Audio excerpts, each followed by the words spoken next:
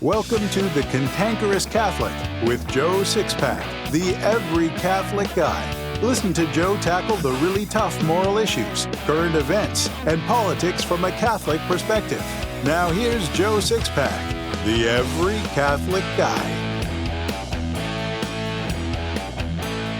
Hello again, Six-Packers, and welcome back to the Cantankerous Catholic, episode 73. Over the last few weeks, while my audience has continued to grow, most of the emails and comments I've been getting have been less than complimentary about the things I've been saying about government and our bishops during this coronavirus lockdown. In fact, some have been downright nasty. Most podcast hosts would begin to backpedal from the unpopular things they've said.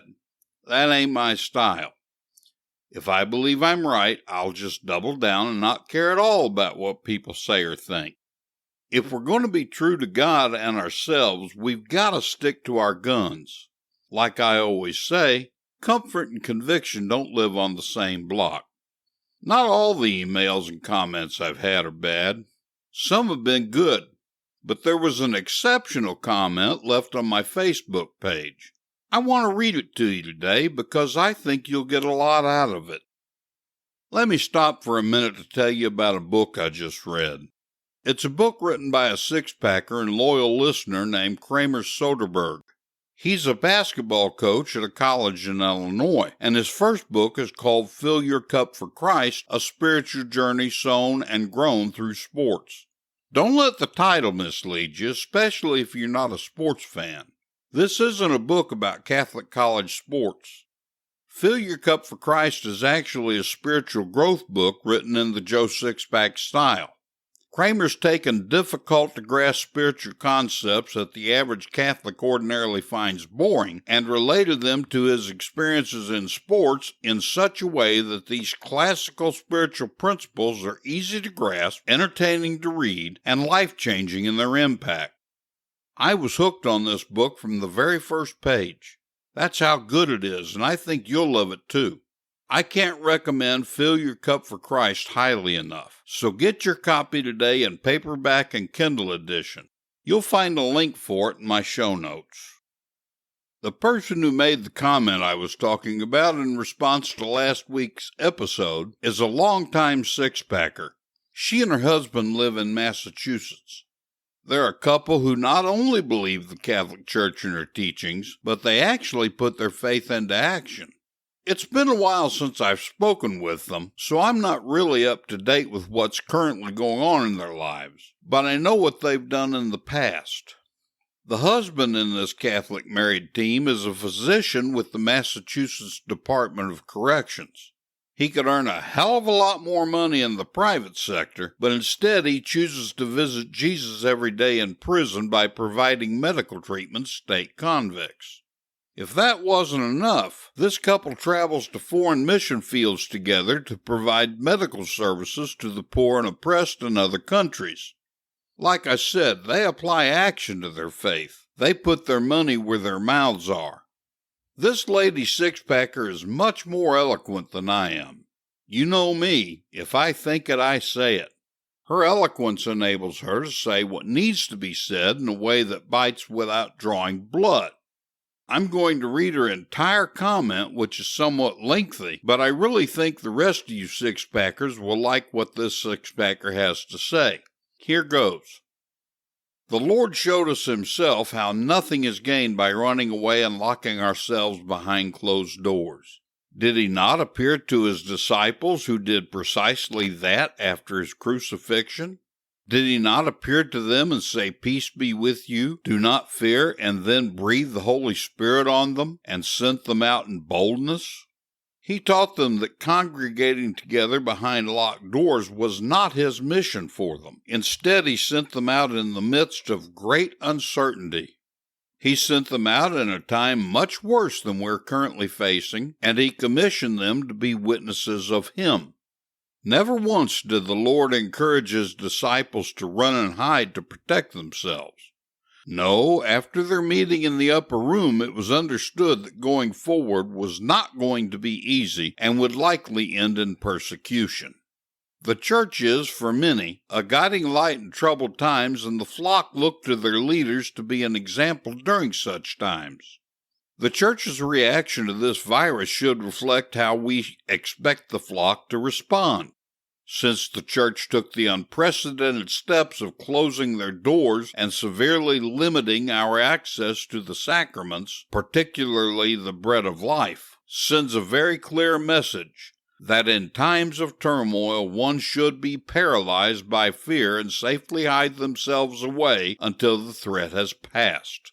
Instead of cooperating with the authorities to promote safety and protection for their congregation, the church, sadly, aligned itself with state and government and took on their recommendations rather than defending their God-given rights and those of their congregation by keeping the church doors open. Does the church even realize what it has done when they partnered up with the state and government? The state and government that placed a stay-in-place order to ensure public safety and to save lives still deems abortion clinics as essential businesses to stay open during a pandemic so they can continue murdering babies. How crazy is this, I ask you? We are teamed up with insanity. When all this is over, don't you think your parishioners are going to question your decisions?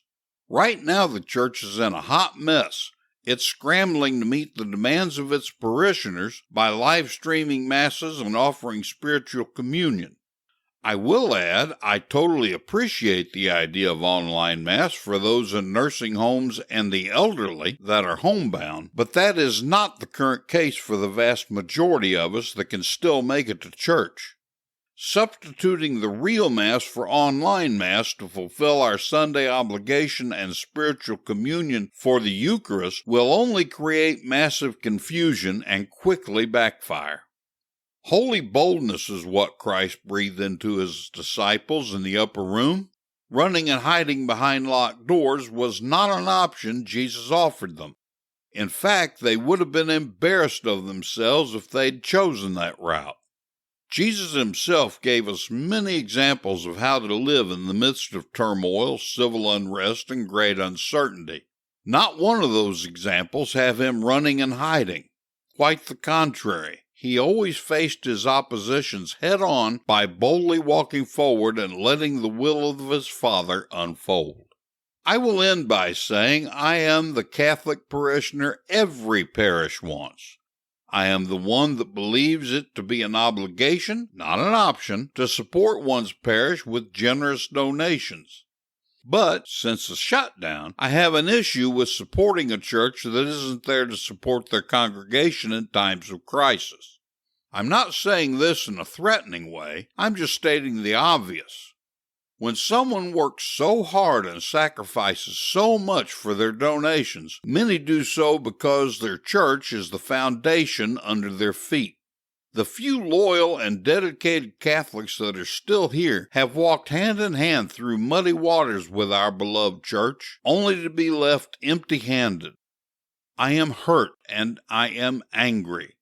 I will forever be a Catholic, and my love of the sacraments has only increased since I've been deprived of them. But going forward, I will most likely be the typical Catholic that throws $1 or $2 in the collection.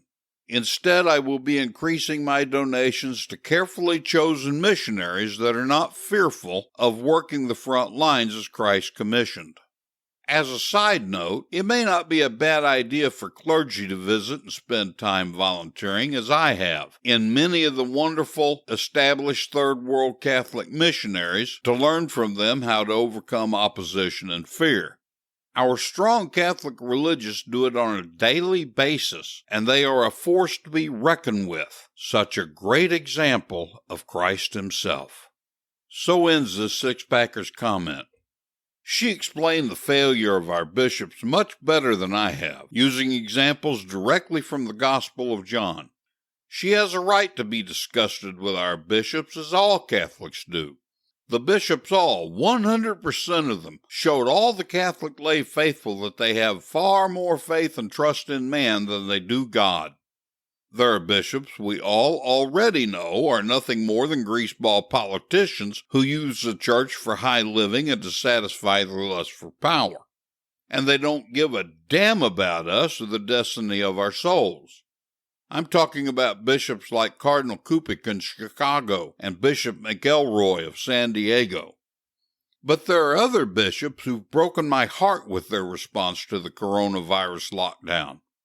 Specifically, I'm talking about Bishop Thomas Olmsted of Phoenix, Archbishop Samuel Aquila of Denver, Bishop Thomas Paprocki of Springfield, Illinois, Bishop James Conley of Lincoln, Archbishop Alexander Sample of Portland, Oregon, Bishop Thomas Tobin of Providence, and Bishop Joseph Strickland of Tyler, Texas.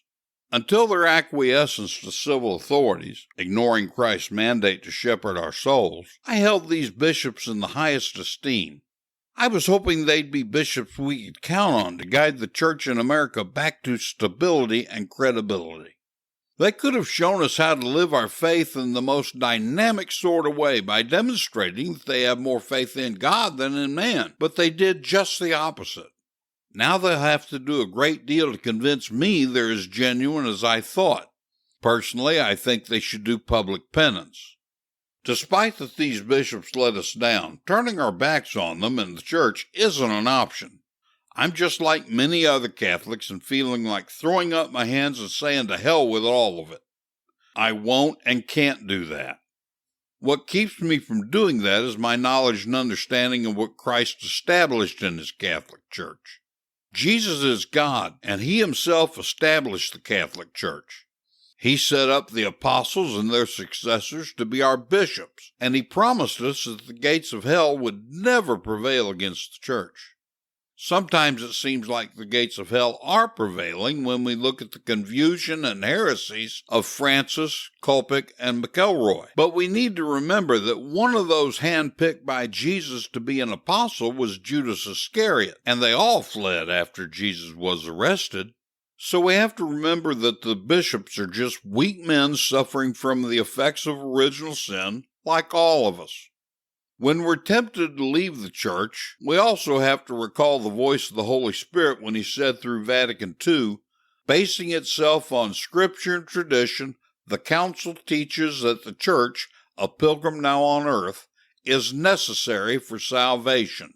The one Christ is the mediator and the way of salvation. He is present to us in His body, which is the church. He Himself explicitly asserted the necessity of faith and baptism, and thereby affirmed at the same time the necessity of the church which men enter through baptism as through a door. Hence, they could not be saved who, knowing that the Catholic Church was founded as necessary by God through Christ, would refuse either to enter it or to remain in it. Look at that last sentence again. Hence, they could not be saved who would refuse to remain in it.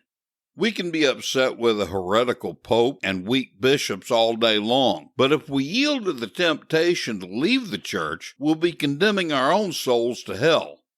The best way to sum this up, I think, is to tell a story from the life of St. Francis Assisi.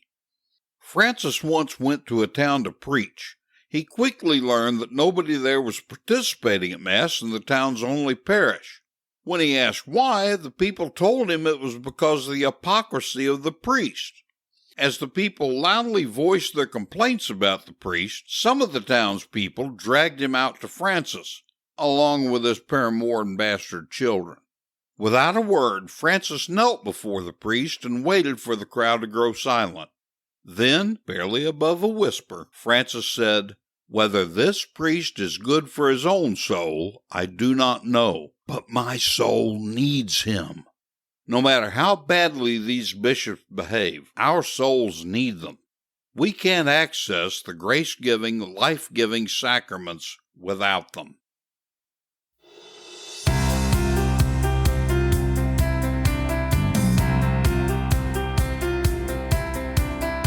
Do you have an apostolate you'd like other Catholics to learn about? Maybe you have an e-commerce business and you want to build sales while supporting a Holy Orthodox apostolate. Whatever you want to advertise, the Cantankerous Catholic is your portal to success. The Cantankerous Catholic isn't even a year into broadcasting its weekly shows, and we're already listened to in 16 countries, all 50 states, and 101 major cities throughout the U.S. and Canada. Our listener demographics are the most sought after for advertisers. The Cantankerous Catholic avatar is 53% men and 47% women ages 18 to 34. The show's average growth rate through 2019 was 24% per week, and our listeners are Orthodox Catholics who reject heterodox Catholic positions and political correctness. Relative to other broadcasts and online advertising, our rates are extremely cost-effective and inexpensive. You can advertise in each show's show notes, in the recorded episode itself, our weekly newsletter that announces each new episode, all of these media together, or in any combination. So contact us today by filling out the form on the sponsor kit page at cantankerouscatholic.com or email Joe Sixpack, the Every Catholic Guy, directly at joe@cantankerouscatholic.com to learn how you can begin driving traffic to whatever you want to promote while helping to support a worthy, orthodox, and hard-hitting apostolate.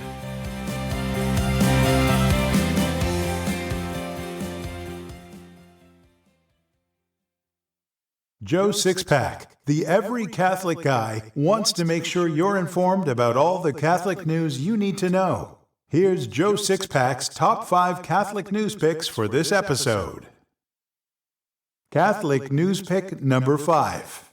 Hats off to Breitbart News. A former judge of elections in Philadelphia, Pennsylvania, has been charged and pleaded guilty to illegally adding votes for Democratic candidates in judicial races in 2014, 2015, and 2016. Why do we never hear about anyone other than demonic Dems cheating at the polls? You can read the whole story by clicking the link in my show notes. You big dummy! Catholic news pick number 4. Hats off to LifeSite News. Americans in some part of the country are regaining their freedom to gather in person for worshiping with fellow believers, as legal challenges to state lockdown orders make their way through the courts, and the public's impatience with restriction on normal life tests their limits. You can read the whole story by clicking the link in my show notes. Catholic news pick number 3. Hats off to the Catholic Business Journal. It sounds innocent enough. A proposed piece of legislation, SB 939, currently gathering momentum to be pushed through the California state legislature at breakneck speed in the name of COVID-19, would add a section to the Civil Code relating to commercial tenant evictions, declaring the urgency thereof to take effect immediately. But this is far from innocent. More evidence that California has become the Communist People's Republic of California. No wonder people are leaving the state by the thousands. You can read the whole story by clicking the link in my show notes. Catholic news pick number 2. Hats off to Fox News. 37 Planned Parenthood affiliates applied for and received a total of $80 million in loans from the Payback Protection Program, and now the federal government wants the money back, saying the affiliates should have known they weren't eligible for the coronavirus stimulus payouts. More honesty from Planned Parenthood, imagine that. You can read the whole story by clicking the link in my show notes. That's what I'm talking about. Catholic news pick number 1. Hats off to KTLA News in California. The Justice Department warned Governor Gavin Newsom that his order discriminates against churches in California. Simply put, there is no pandemic exception to the U.S. Constitution and its Bill of Rights, wrote Eric S. Dryband, head of the Justice Department's Civil Rights Division. You can read the whole story by clicking the link in my show notes. Warning to snowflakes. If he thinks it, he says it. It's time now for Joe Sixpack's Common Sense Catholic Commentary. Did you know that Sean Hannity used to be a Catholic but isn't anymore? Hannity is a classic example of what happens to a Catholic who's ignorant of the tenets of the faith and full of pride and arrogance.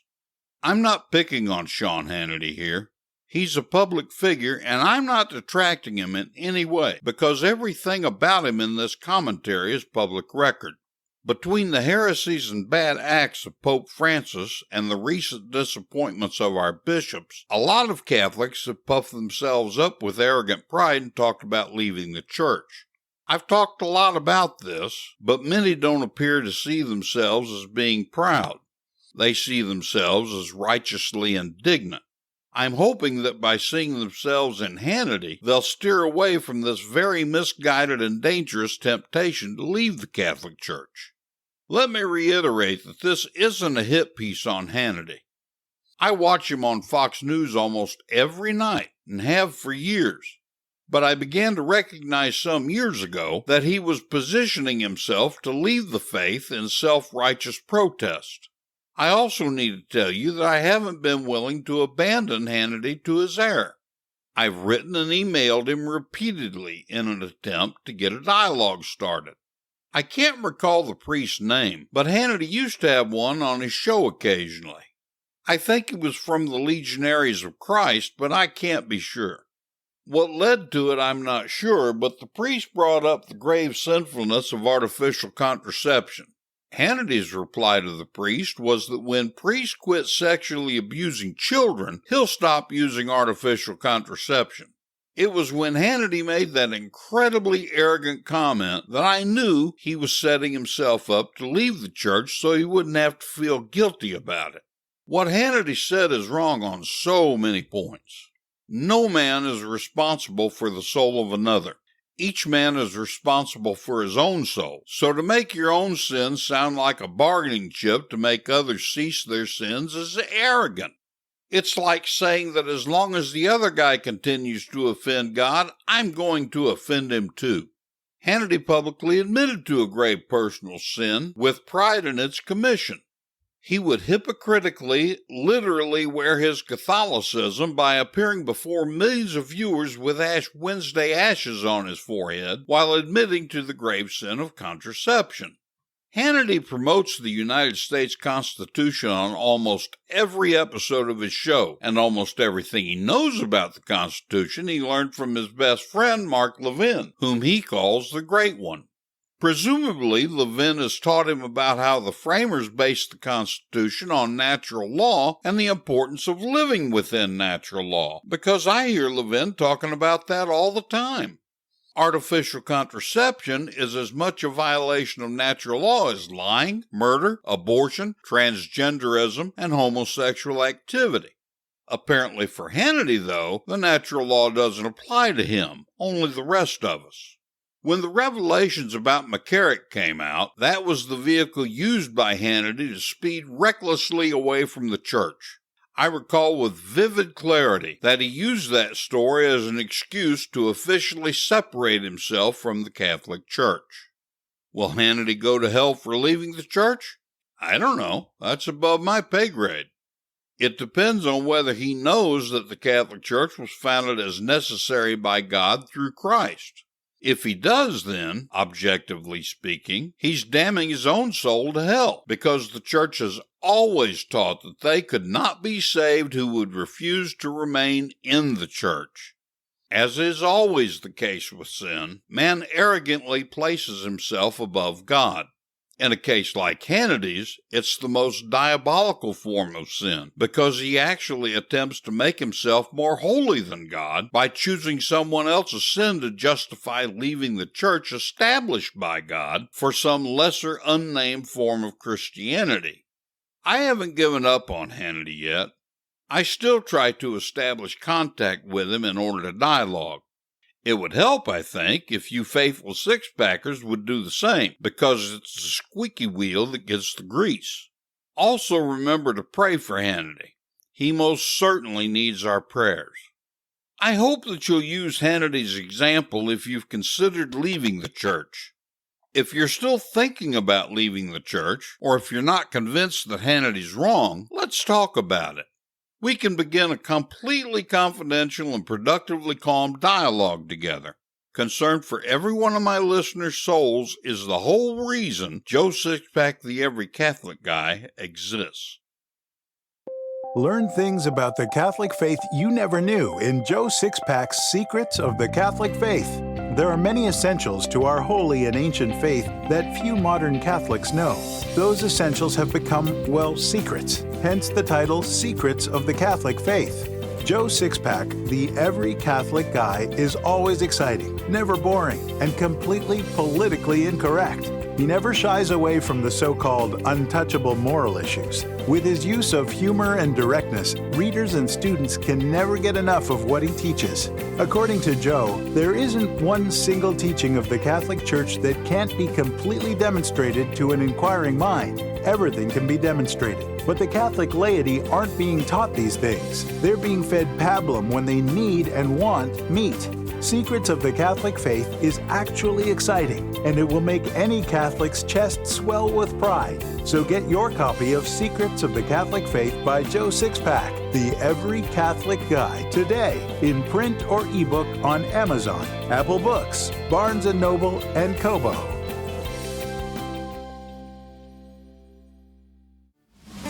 I believe a really great way to teach the faith is through stories, parables, and anecdotes. So here's today's story. A New York millionaire's 12-year-old son came across an old file of faded newspaper clippings in his father's library. Among them, the boy found one with a headline that read, "Millionaire Adopts Foundling." The story related that the unknown baby had been abandoned at a local church and had now been taken into the home of the millionaire. The boy looked at the date on the newspaper clipping. It was 12 years old. That baby would now be the same age as him. He thought it strange he'd never heard of this boy. Just then his father walked into the room. The boy showed the father the clipping and asked, "Look, Dad, tell me what happened to this baby they found." The father looked thoughtful for a moment, then put his arm around the boy's shoulder and told him the truth. "That story's about you. You see, it was like this, son. I had everything that money could buy, but I was never quite happy because I didn't have anyone to share it with. I used to think that all I have is wonderful, but why can't somebody else enjoy it too? So when I saw that you were waiting unclaimed at the orphanage, I saw my opportunity." It took the boy some time to grasp the idea that he'd been adopted. Then he asked, "Are you still glad you did it?" "You bet I'm glad, son. We're friends, aren't we? And you've always tried to be a good son to me. You're happy with me, and that's all I want. God is so good that he wants to share his happiness with you. That's why he made you. All he asks from you in return is your love and obedience. It makes God happy to know you appreciate his goodness. You'll find your greatest happiness when you're united with him in heaven forever." Help your fellow Catholics, Sixpackers. They need to be listening to the Cantankerous Catholic, and you can help them find it better if you leave a review at Apple Podcasts, Stitcher, Spotify, or Google Podcasts. Leaving a review will make it easier for other Catholics to find the Cantankerous Catholic, because reviews cause the podcasting platforms to show it more often. And I thank you in advance for leaving a review. Goodbye, everybody. This has been the Cantankerous Catholic with Joe Sixpack, the Every Catholic Guy. Thanks for subscribing, and be sure to visit cantankerouscatholic.com to get your free copy of Joe's popular book, The Best of What We Believe, Why We Believe It.